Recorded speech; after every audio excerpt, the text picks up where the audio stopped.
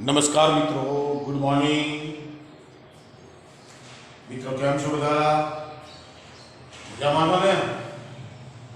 તો મિત્રો હવે ફટાફટ બધી વાતો ક્લિયર કરવા માંડો અને 1 થી 4 ચેપ્ટરો ને વ્યવસ્થિત રીતે કન્ફર્મ કરી લો મિત્રો. આજે થોડો આગળ વધું છું અને બે સમાંતર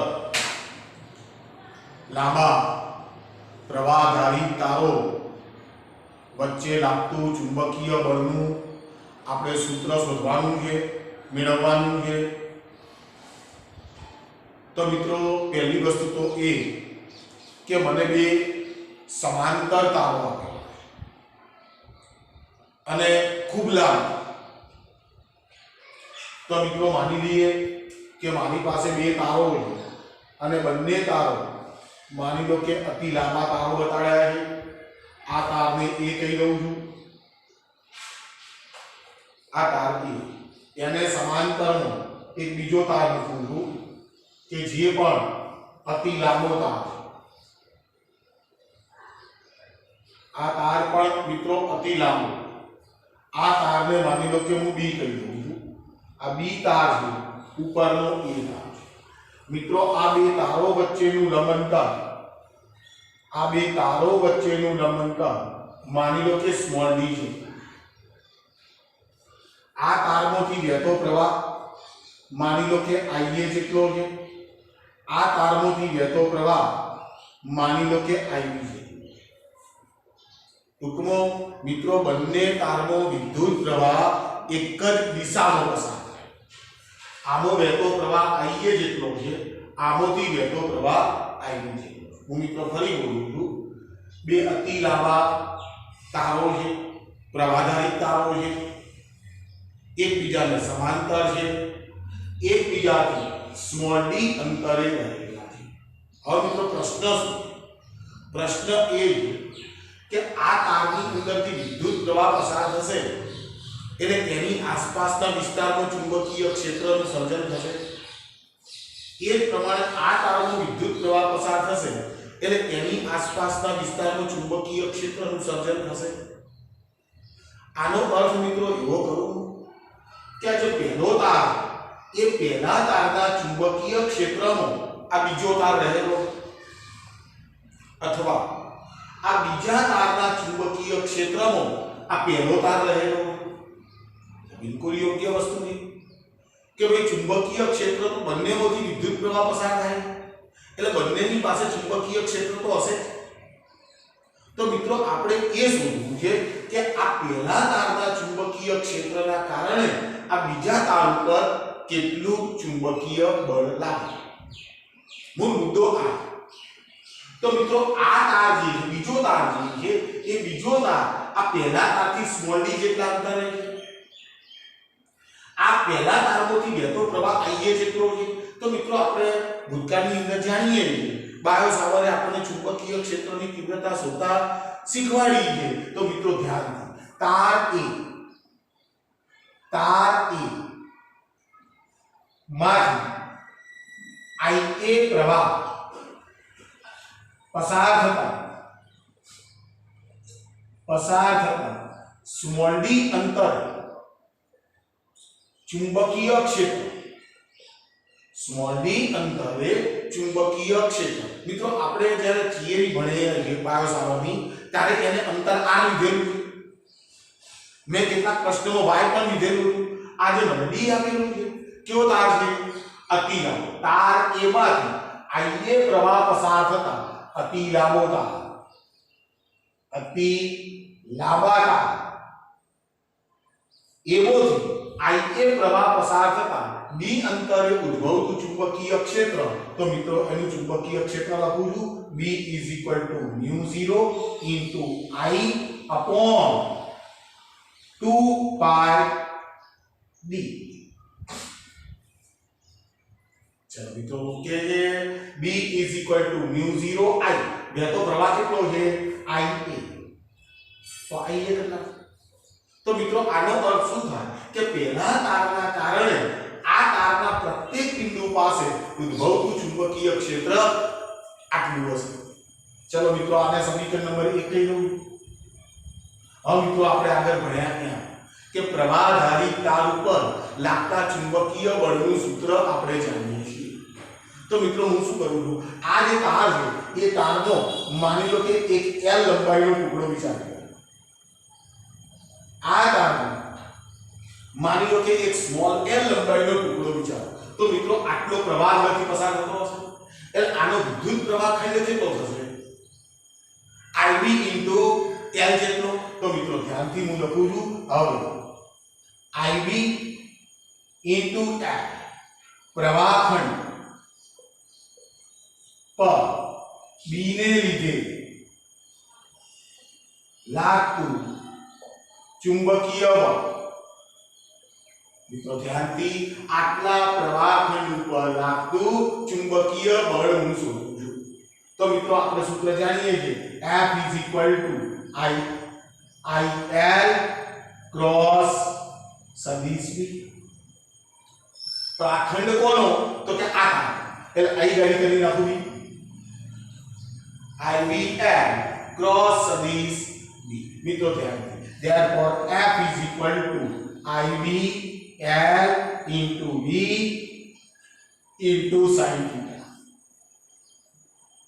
હવે મિત્રો ખાસ હવે શું થાય છે મિત્રો કે IL આ IL ની દિશા એ તો પ્રવાહની દિશામાં હશે એટલે IL ની દિશા આ। હવે મિત્રો જો આનું ચુંબકીય ક્ષેત્ર આનું ચુંબકીય ક્ષેત્ર, હવે ચુંબકીય ક્ષેત્રની દિશા શોધવા જવું તો આ તારને જમણા હાથનો માર્ગ પકડવાનો।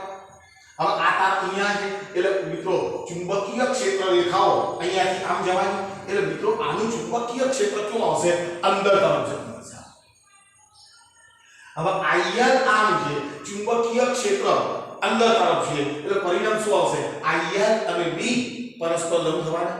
તો મિત્રો અહીં ગાડી θ = 90 થવાનું। θ = 90 થશે, sin 90 = 1। તો તાર ઉપર લાગતું બળ FB IB * L * B જેટલું થશે। મિત્રો B તો તૈયાર રાખો।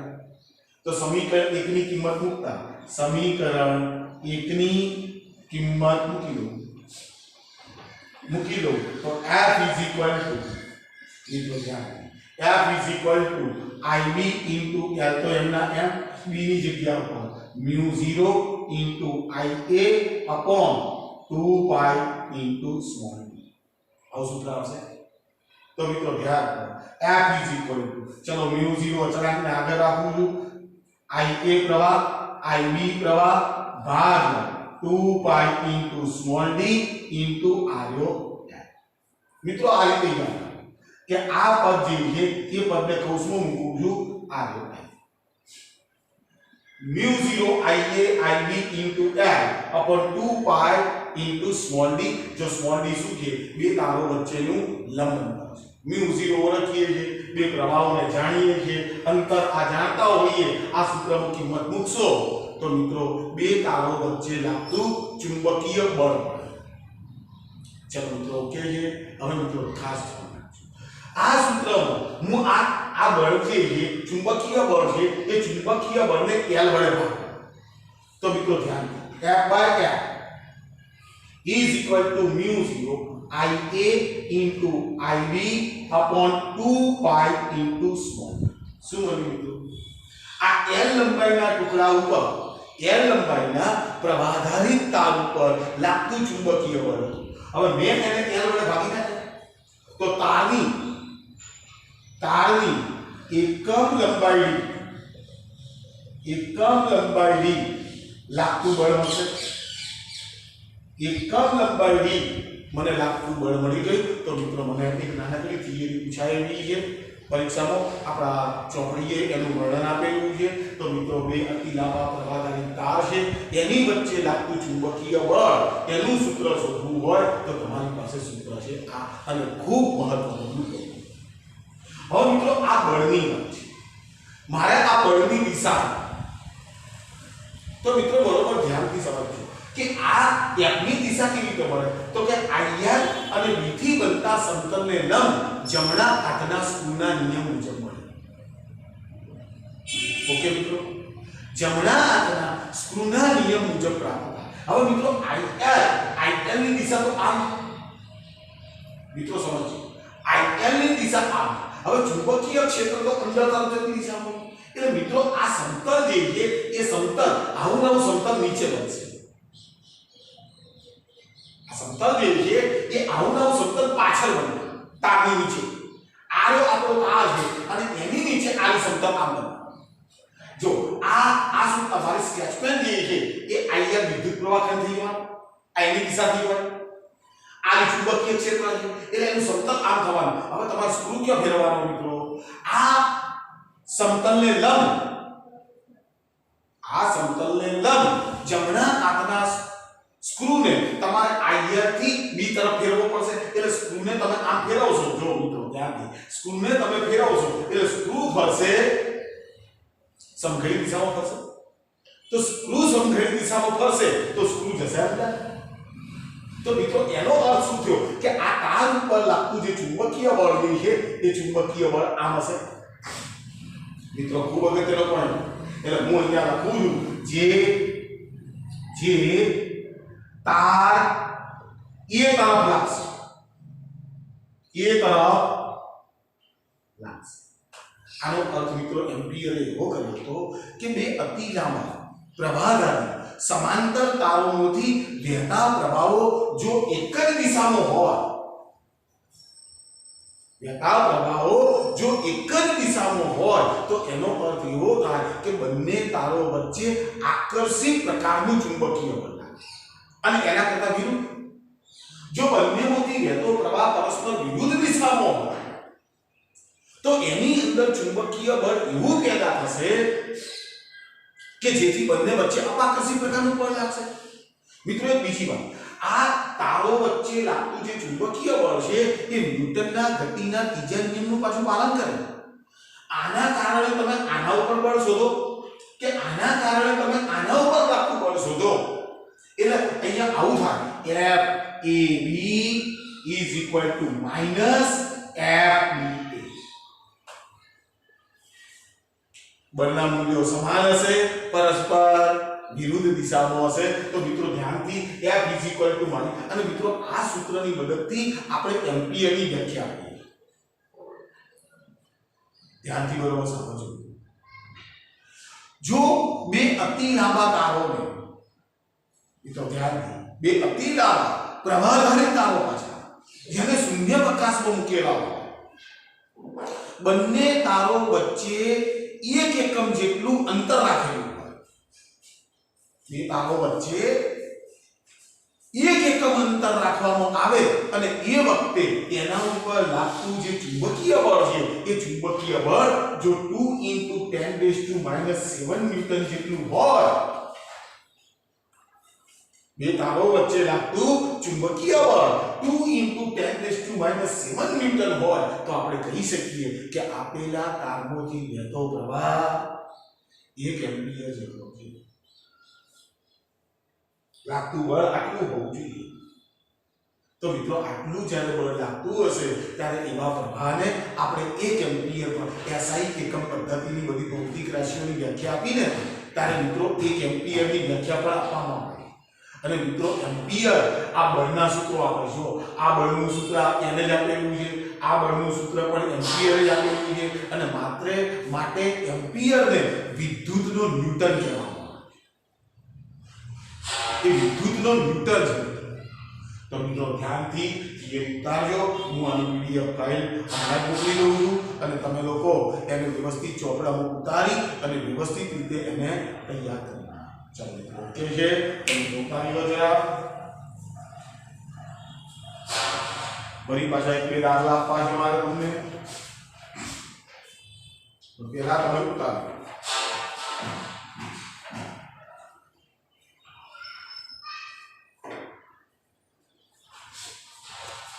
चलो मित्रों स्वाध्याय लो 4.4 નો દાખલો.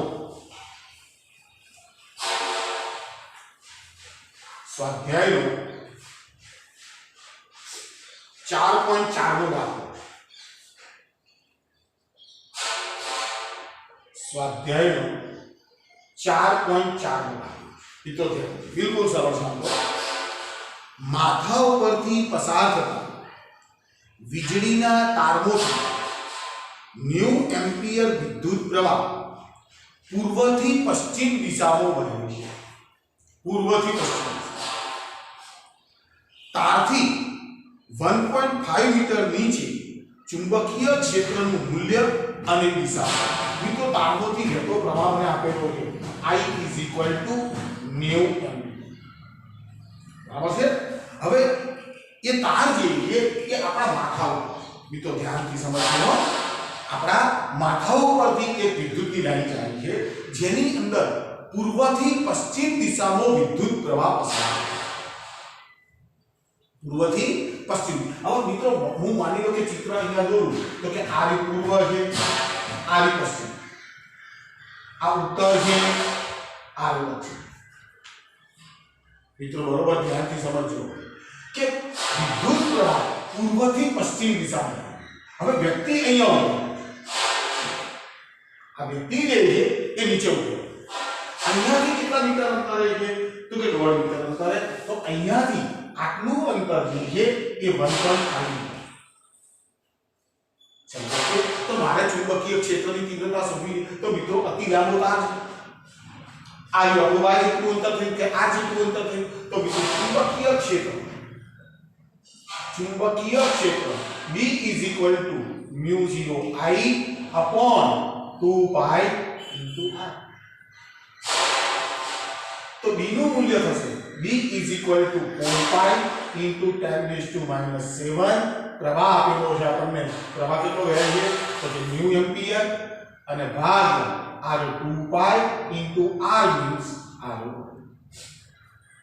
ચલો પાઈ ઉડી ગયા अब बगड़ो कैंसल तो b = મિત્રો 180 એટલે 18 × 10⁻⁶ અને ભાગ 1.5 ચલો મિત્રો ભાગાકાર કરી નાખીએ તારે તો 18 ભાગ 1.5 = 12 × 10⁻⁶ ચુંબકીય ક્ષેત્ર મીન્સ ટેસ્લા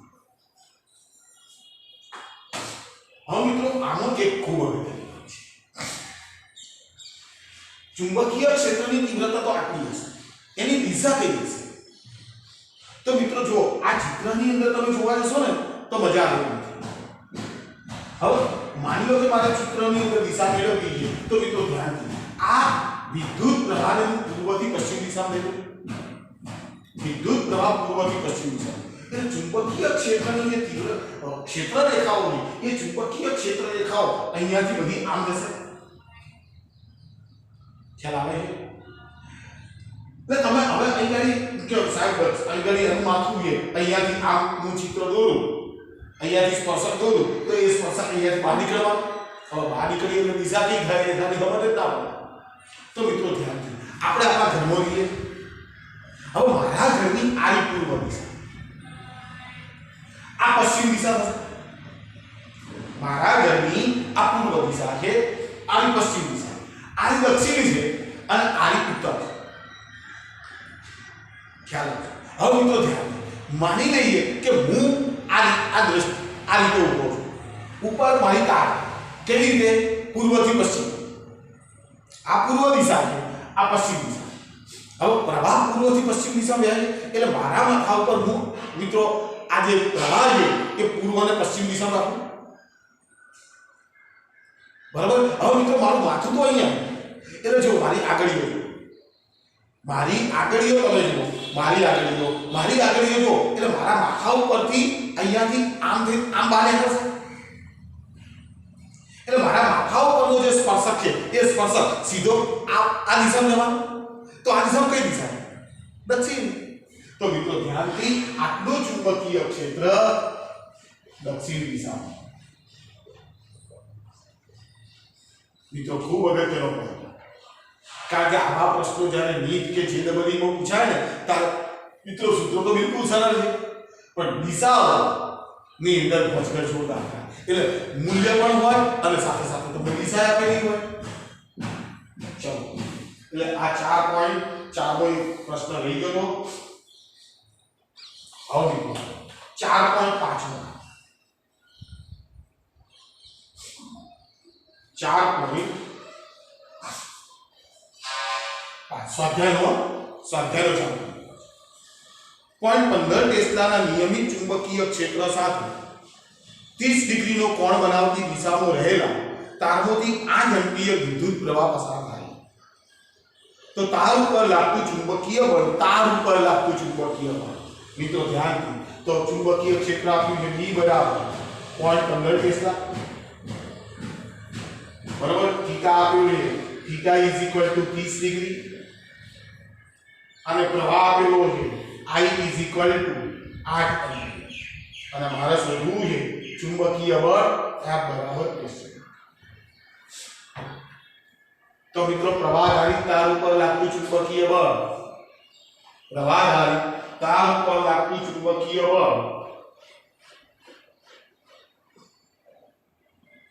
આપણે આસાનીથી શોધી શકીએ છીએ F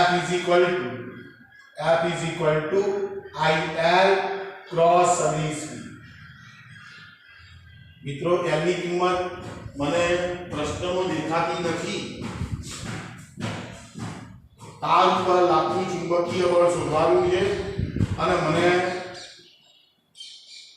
તારની લંબાઈ મિત્રો નથી આપી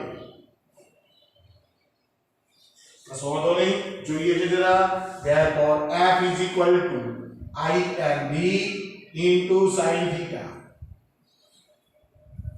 પ્રવાહ છે L નથી B છે થીટા છે ચુંબકીય બળ મિત્રો મળે જ નહીં એટલે મિત્રો ધ્યાનથી હું જરા બીજું સાહિત્ય ચેક કરી લઉં છું કે એની અંદર 4.5 ની અંદર L ની કિંમત કેટલી મૂકેલી છે એ જોઈ અને આપણે અહીં ગાડી મૂકી લઈએ 4.5 નું કામ સ્વાધ્યાય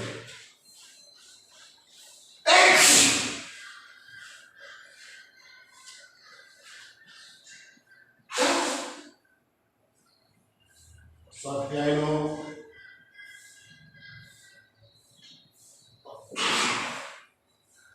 4.5 નો દાખલો ને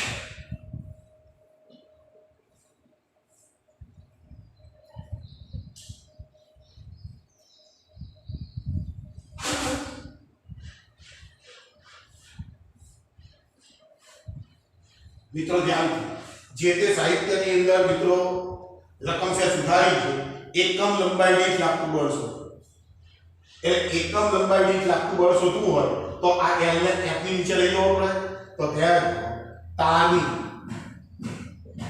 એકમ લંબાઈ લાગતું બળ F/L is equal to IB into sin theta. I ની કિંમત 8 B ની કિંમત 0.15 અને into sin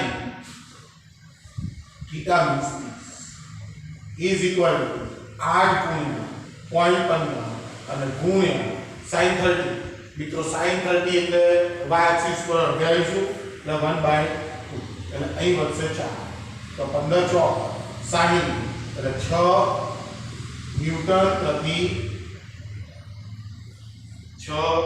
ન્યૂટન પ્રતિ મીટર 1 મીટર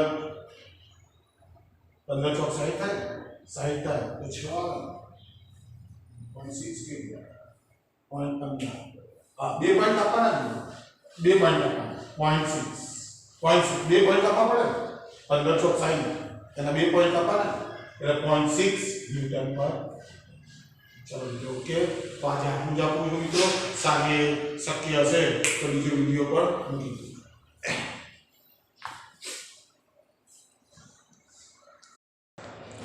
ચલો મિત્રો ઉતાર લીધું છે તો આપણે વધારાના સ્વાધ્યાયની અંદર એક દાખલો આપેલો છે એને પણ ગણી લઈએ જરા મિત્રો વધારાના સ્વાધ્યાયની અંદર આમ તો આખો ગણવા તમારે ના ગણો તો ચાલે પણ એનો અર્થ એવો પણ નથી કે એની અંદરથી ના પૂછાય હા આ બરોબર ધ્યાનથી વાપરજો એટલે જ્યારે તમે નવરા પડો અને કોઈ સાહિત્ય આપણે વસાયું હોય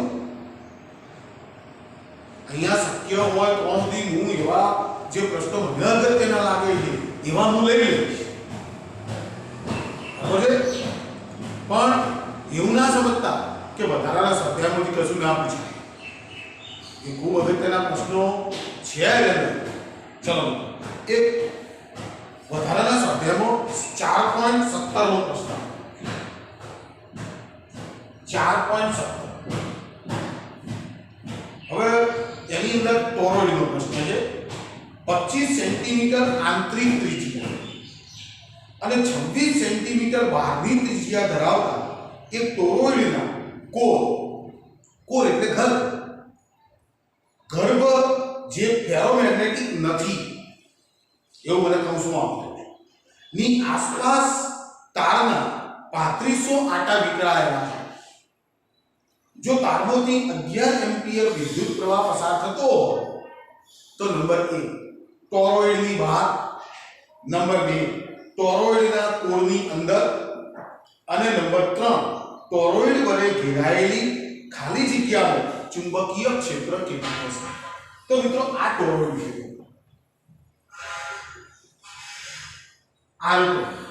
તો મિત્રો આ એની અંદર લીધી છે આ જગ્યા છે ને 25 સેન્ટીમીટર આંતરિક ત્રિજ્યા અને 26 સેન્ટીમીટર બહારની ત્રિજ્યા એટલે 26 સેન્ટીમીટર આવે તો મિત્રો આને R1 કહી દઉં આને R2 કહી દઉં તો એની એવરેજ મારે તો અહીંયા આવવાનું છે ટોરોઇડની અંદર તો R is equal to R1 plus R2 by 2 is equal to 25 + 26 ભાગ્યા 2 is equal to 25.5 સેન્ટીમીટર આવશે એની એવરેજ ત્રિજ્યા થઈ હવે શું કહે છે મિત્રો એના ઉપર આંટાની સંખ્યા n બરાબર 3500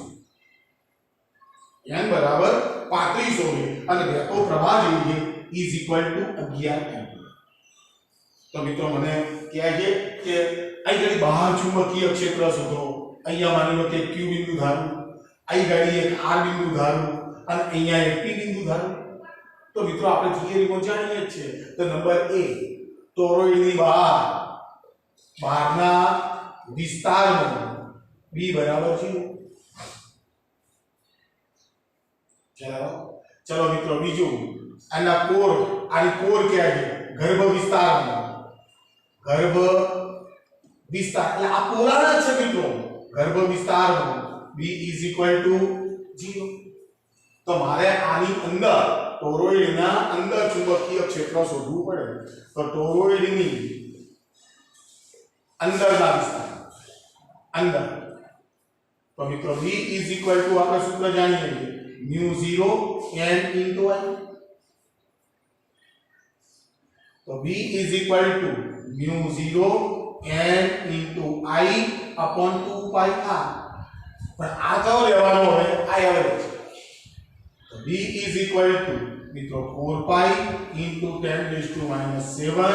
ગુણ્યા 3500 પ્રવાહ આપેલો છે 11 અને ભાગ્યા 2 pi r ની કિંમત 25.5 10⁻². ચલો પાઈ પાઈ કેન્સલ, આ બગડો કેન્સલ. એટલે ભાગાકાર સાદો ભાગાકાર કરી નાખો મિત્રો. જરા ધ્યાનથી 2 ગુણ્યા 3500 ગુણ્યા 11 is equal to અને ભાગ્યા આટલા કરવાના ને ભાગ્યા 25.5 is equal to b is equal to મિત્રો આટલું બોલે છે 30 19.6 બરાબર છે ઘાતાંક જરા ચેક કરી દો આ જો 10⁻² ઉપર જશે 10⁻⁵